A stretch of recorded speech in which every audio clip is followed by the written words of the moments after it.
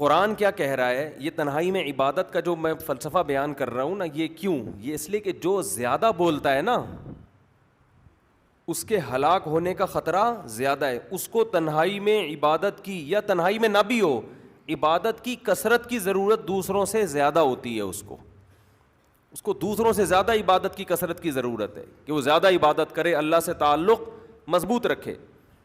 بولنے سے انسان کی روحانیت ختم ہوتی ہے، سمجھ رہے ہیں؟ تو نبی صلی اللہ علیہ وسلم نے فرمایا من صمت نجا، جو خاموش رہا وہ نجات پا گیا. اور قرآن میں کیا فرمایا اللہ نے؟ ان السمع والبصر والفؤاد کل اولئک کان عنہ مسئولا.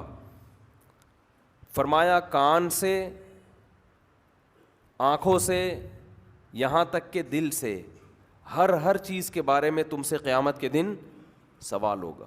دل میں آپ نظریات کیا رکھتے ہیں، آپ باتیں سنتے کیا ہیں. آج بہت سے لوگ کہتے ہیں، ہم جب لوگوں کو کہتے ہیں نا کہ گمراہ لوگوں کو مت سنو، اکثر آپ نے ایک جملہ سنا ہوگا، لوگ کہتے ہیں یار سنو سب کو. یہ بہت کامن ورڈ ہے نا، سنو سب کو. یہ 100% غلط ہے. کچھ ڈائلاگ بولنے میں بہت اچھے ہوتے ہیں اور بڑا براڈ مائنڈڈ بن کے لوگ بتا رہے ہوتے ہیں، ہم تو نہیں روکتے کسی کو کہ کسی کی تقریر سنو، بھائی سب کی سنو. لیکن آپ نے اہل حق علماء کو کبھی نہیں دیکھا ہوگا جو یہ کہتے ہیں کہ سب کی سنو، کبھی نہیں کہتے. وہ کہتے ہیں نہیں، گمراہ لوگوں کو مت سنو، فلاں کو مت سنو، فلاں کو مت سنو، فلاں کو مت سنو. تو لوگ ایسے موقع پہ کہتے ہیں یار یہ اپنی دکانیں چلا رہے ہیں، اصل میں یہ چاہتے ہیں کوئی کسی کو نہ سنے، بس انہیں کو سنا جائے تاکہ ان کی دکانیں چلتی رہیں.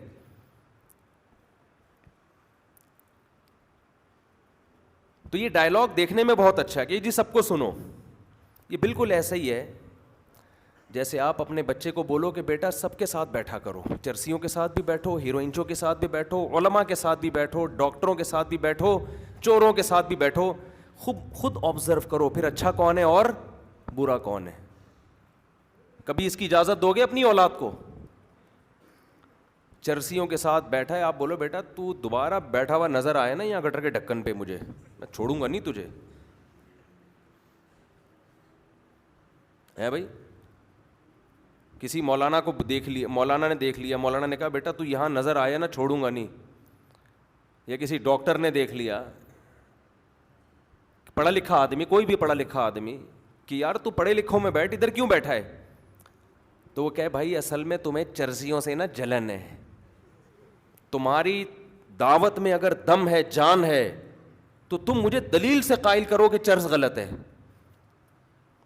آپ بولو گے دلیل گئی تیل لینے،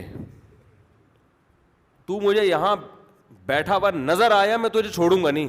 اگر آپ کے دل میں اس کی اصلاح کا جذبہ ہوگا، آپ کو پتہ ہے کہ یار دلیل سے جب تک بات سمجھ میں آئے گی تو ایسا نہ ہو یہ ان سے کم عقلی کی وجہ سے، کم علمی کی وجہ سے متاثر ہو جائے. چرس اکثر وہی لوگ پیتے ہیں جو چرسیوں میں بیٹھتے ہیں، ہیروئنچیوں میں بیٹھتے ہیں. ہیروئنچیوں کی دلائل ان کی سمجھ میں آتے ہیں تبھی سٹا لگاتے ہیں. شرابیوں کے دلائل سمجھ میں آتے ہیں تبھی پی کے شرابی کیا دلیل دیتا ہے اپنے دوستوں کو؟ جب آپ شرابیوں میں بیٹھو گے نا وہ بھی دلائل دے گا، کہے گا یار ایک دفعہ ٹرائی کرنے میں کیا جا رہا ہے، ساری دنیا پی رہی ہے. دنیا میں اکثر انسان بچتے ہیں یا پیتے ہیں؟ انسانوں کی اکثریت اگر دیکھو تو زیادہ تر تو دنیا میں پیتے ہیں. مسلمان تو 5واں حصہ ہے اس آبادی کا، پوری دنیا کی آبادی کا. جو 25 یعنی اگر ہم دیکھیں تو 75% سے زیادہ لوگ دنیا میں شراب پی رہے ہیں.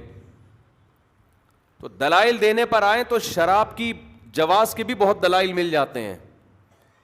لیکن آپ اپنے بچے کو روکتے ہو کہ بھائی غلط لوگوں میں مت بیٹھو. تو یاد رکھو جیسے کچھ عملی خرابیاں ہوتی ہیں جو پہلے سے طے شدہ ہیں، اسی طرح کچھ عقیدے کی خرابیاں ہوتی ہیں جن کے بارے میں 2 اور 2 4 کی طرح طے شدہ ہے کہ یہ عقیدہ صحیح ہے اور یہ عقیدہ غلط ہے. اب اگر آپ اس غلط عقیدے والے کو سنیں گے، علم کی کمی ہے، اس بات کا پورا امکان ہے کہ آپ اس سے متاثر ہو کر کم علمی کی وجہ سے غلط چیز کو فالو کرنا شروع کر دیں. اور اگر آپ نہ بھی فالو کریں, آپ کے دل میں وسوسے پیدا ہو جائیں. دیکھو انسان کتنی ہی غلط بات سنے نا, اس کو یقین ہو کہ 100% غلط ہے, لیکن لاشعوری طور پر اس کے دل پہ وہ غلط چیزیں اثر کرتی ہیں, لاشعوری طور پر. آپ کہہ سکتے ہیں ہمیں پتہ کیسے چلے گا کون صحیح ہے, جب تک سب کو سنیں گے نہیں تو پتہ کیسے چلے گا کہ کون صحیح ہے اور کون غلط ہے, پتہ کیسے چلے گا؟ دیکھو ایسے ہی پتہ چلے گا کہ اگر آپ میڈیکل سائنس میں ڈاکٹروں سے علاج کرا رہے ہو, ساری دنیا کراتی ہے نا, کوئی شخص آ کے آپ کو سمجھانے لگے کہ ڈاکٹر سارے غلط ہوتے ہیں اور وہ چورن چٹنیوں کا بزنس شروع کر دے اپنا, یقیناً آپ متاثر ہوگے اس سے, کیونکہ وہ لفاظی کرے گا, وہ ہر چیز کی نیٹ پہ تحقیق مل جاتی ہے. تو آپ کے والد محترم آپ سے کیا کہیں گے, کمبخت تو ان لوگوں میں بیٹھتا کیوں ہے, کیا ساری دنیا کے ڈاکٹر غلط ہو جائیں گے کیا؟ جو میڈیکل سائنس ہے وہ شعبہ کس کا ہے؟ ڈاکٹروں کا ہے نا. تو کیوں فلاں حکیم کے پاس جا رہا ہے, تو کیوں فلاں ہومیوپیتھک کے پاس جا رہا ہے, ان کو کیا پتا میڈیکل سائنس کا؟ آپ یہی کہو گے نا. کتنے لوگوں کی زندگیاں اناڑی حکیموں نے برباد کی ہیں کہ نہیں کی ہیں؟ اناڑی حکیموں کی بات کر رہا ہوں. تو جو اوریجنل ہوں گے, جو سرٹیفائڈ ہوں گے, وہ کیا کہیں گے, بھائی ایسے لوگوں کے پاس تم جاتے کیوں ہو, ان کی سنتے کیوں ہو, ایسی ویب سائٹ پہ تحقیق کیوں کرتے ہو جو ویب سائٹ خود ریلائبل نہیں ہے, کوئی سرٹیفائڈ نہیں ہے وہ. ہر چیز کی آپ کو تحقیق انٹرنیٹ پہ بھی ملے گی. عام آدمی تحقیق کر نہیں سکتا, وہ غلط متاثر ہو جاتا ہے. تو تحقیق کا اصول یہ ہے کہ اہل تحقیق سے کی جائے, جو اس فیلڈ کے ماہر ہے. میڈیکل سائنس کس کی فیلڈ ہے؟ ڈاکٹروں کی. آپ نے کسی دوا کے سائیڈ افیکٹ معلوم کرنے, آپ انٹرنیٹ پہ سرچ نہ کریں, آپ ڈاکٹر سے پوچھیں. میں آپ ایک چھوٹی سی بات آپ کو بتاتا ہوں. ایک ڈاکٹر صاحب کو میں نے فون کیا, میں نے کہا ڈاکٹر صاحب یہ اس دوا کے تو اتنے سائیڈ افیکٹ لکھے ہوئے انٹرنیٹ پر, اور آپ نے یہ دوا ہمیں تجویز, کسی ڈاکٹر نے ہمیں یہ دوا تجویز کی, حالانکہ اس کے تو اتنے سائیڈ افیکٹ ہیں. تو ڈاکٹر نے بڑی خاندانی مثال دی. انہوں نے کہا دیکھو اگر آپ جہاز میں سوار ہونے سے پہلے انٹرنیٹ پہ سرچ کرو کہ جہاز میں سوار ہونے کے سائیڈ افیکٹ کیا کیا ہیں, کتنے خطرات ہیں, کیا کیا واقعات ہو چکے ہیں, کون کون سے جہازوں میں لوگ مر چکے ہیں, تو پوری ایک لسٹ آ جائے گی. جنید جمشید بھی جہاز میں شہید ہوا, فلاں بھی ہوا, فلاں بھی ہوا, اس دن ایئر بلو جا کے ٹکرایا تھا once upon a time Margalla کی پہاڑیوں سے, یہ دوا پی آئی اے کے پہیے نہیں کھلے. تو اتنی رپورٹیں, یعنی یہ سارے سائیڈ افیکٹ ہی ہیں نا. ان کو دیکھنے کے بعد آپ بولو کہ میں جا ہی نہیں رہا, میں گھر میں ہی بیٹھا ٹھیک. سمجھ رہے ہیں کہ نہیں سمجھ رہے؟ اگر آپ موٹر وے پہ سفر کرنے سے پہلے تحقیق کرو انٹرنیٹ پہ جا کے کہ موٹر وے میں کتنے حادثات ہو چکے ہیں, اس پہ سفر کے سائیڈ افیکٹ کیا ہیں, تو آپ کو پوری ایک لسٹ ہو سکتا ہے نکل آئے. فلاں موقع پہ بس ٹکرائی تھی, مسافروں کا کچومڑ نکل گیا تھا, فلاں موقع پہ یہ ہوا تھا, فلاں موقع پہ یہ ہوا تھا. تو آپ بولو گے بھائی میں پیدل چلا جاؤں گا, موٹر وے میں نہیں. حالانکہ پیدل کے سائیڈ افیکٹ زیادہ ہیں. کراچی میں تو پیدل سفر کرنا یہ صرف ڈاکو کر سکتا ہے عزت کے ساتھ, جس کے ہاتھ میں اسلحہ ہو. عام آدمی کراچی میں پیدل سفر نہیں کر سکتا. یہ آپشن سندھ گورنمنٹ کی طرف سے صرف ڈاکوؤں کے پاس ہے. ابھی پھر گلشن معمار میں ایک مولانا صاحب کو ڈاکوؤں نے زخمی کر دیا, بچ گئے, اللہ ان کو شفا عطا فرمائے. یہ تو ہر ہفتے 3, 4, 5 کیس ڈاکوؤں کی فائرنگ کے جو ہمارے علم میں آ رہے ہیں, باقی حقیقت میں کتنے ہوں گے. تو سائیڈ افیکٹ اگر آپ دیکھنا شروع کر دیں تو اب دیکھو ایک ڈاکٹر بتائے گا نا کہ یار یہ آپ کو نیٹ کھول, جب ایک دوا ہم نے لکھ کے دی ہے تو ہم کیا پاگل ہیں؟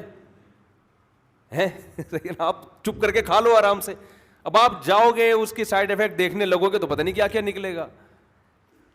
تو عام آدمی کی تحقیق, چاہے وہ انٹرنیٹ کی ہو, چاہے وہ گوگل کی ہو, چاہے وہ کتابوں کی ہو, جو تحقیق کا اہل نہیں ہے اسے اس فیلڈ میں تحقیق کی اجازت نہیں ہے. آپ کہہ سکتے ہو عجیب بات ہے, تحقیق نہ کریں تو کیا اندھی تقلید کریں؟ اس کا جواب یہ کہ دیکھو تحقیق, علماء یا کسی فیلڈ کے ماہرین کی تحقیق کا اسٹائل الگ ہوتا ہے, عامی آدمی کی تحقیق کا اسٹائل الگ ہوتا ہے. میڈیکل سائنس میں آپ تحقیق کرنا چاہو گے تو اس کی تحقیق کا اسٹائل یہ ہے کہ ماہر ڈاکٹروں سے رابطہ کرو گے کہ جی یہ کیا ہے, اور اگر دین کی تحقیق کرنا چاہو گے تو اہل حق علماء سے رابطہ کرو گے آپ. میں نے یہ جو آج بیان کیا نا اس کو ذرا مکمل کر دوں کہ بہت سے لوگ کہتے ہیں بس سب کی سنو پھر خود فیصلہ کرو, تو اس پر میں بات ادھوری رہ گئی تھی. وہ بھائی یہ اس تار کو نہ کوئی ٹھوکر مارتے ہوئے جائے, ذرا احتیاط کریں. تو میں یہ بتا رہا تھا کہ بھائی ایسا نہیں ہے, اہل حق کو سننا چاہیے. پھر اہل حق کا پتہ کیسے چلے گا؟ تو اہل حق کا پتہ کیسے چلتا ہے؟ جو جس فیلڈ کے ماہرین ہیں وہی اس بات کے اہل ہوتے ہیں کہ ان کی بات اس بارے میں سنی جائے. اور اگر اسلام کے بارے میں آپ سن رہے ہیں تو کسی ایسے مذہبی اسکالر کو جو طے شدہ چیزوں کے خلاف بات کر رہا ہے, جیسے کوئی اسکالر آئے اور کہیں 5 نمازیں نہیں ہیں اسلام میں, تو آپ نہیں سنیں گے اس کو, خام میں کنفیوژن میں ڈال دے گا آپ کو. کوئی صحابہ کے بارے میں اٹھ پٹانگ باتیں کر رہا ہے تو خام میں کنفیوژن میں ڈال دے گا آپ کو, بدگمان کر دے گا. کوئی تقدیر کے عقیدے کے خلاف چل رہا ہے, کوئی ساری دنیا کے علماء ایک بات کہہ رہے ہیں وہ اس کے اگینسٹ جا رہا ہے.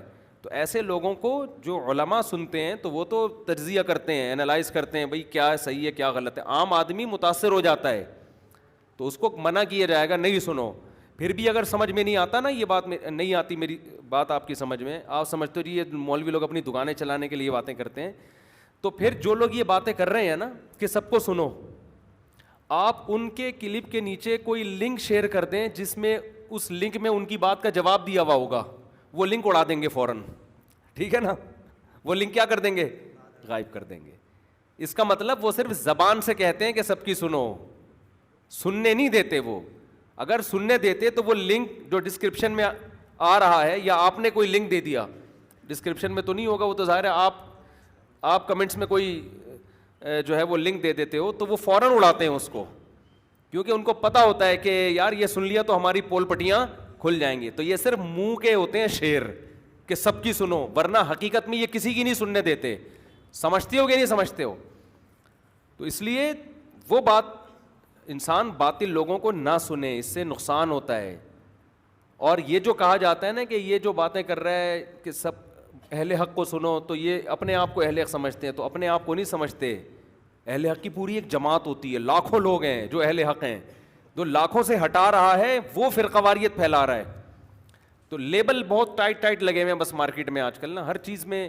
جو ڈاکٹروں کے خلاف آپ کو لے کے جا رہا ہے وہ کہہ رہا ہے میں صحت کے ایسے نسخے بتا رہا ہوں جو ڈاکٹر بھی نہیں بتاتے, چھپاتے ہیں, حالانکہ وہ برباد کر رہا ہے. ٹھیک ہے نا, جو پوری میڈیکل سائنس ایک طرف ہے اور یہ نئی چیز لا رہا ہے, اس کا مطلب برباد کر رہا ہے یہ. تو کوئی ایسا کلونجی کے ایسے فائدے بتا رہا ہے جو آپ کے باپ دادا نے بھی کبھی نہیں سنے. تو ہر چیز میں ایسا ہی ہے, جو بھی جمہور سے ہٹ رہا ہے نا تو اس کی بات اتنی جلدی نہ ایکسیپٹ کیا کرو. اور دلائل سے متاثر انسان اس لیے ہوتا ہے کہ اس میں خود دلیل علم اس کے پاس کامل ہو.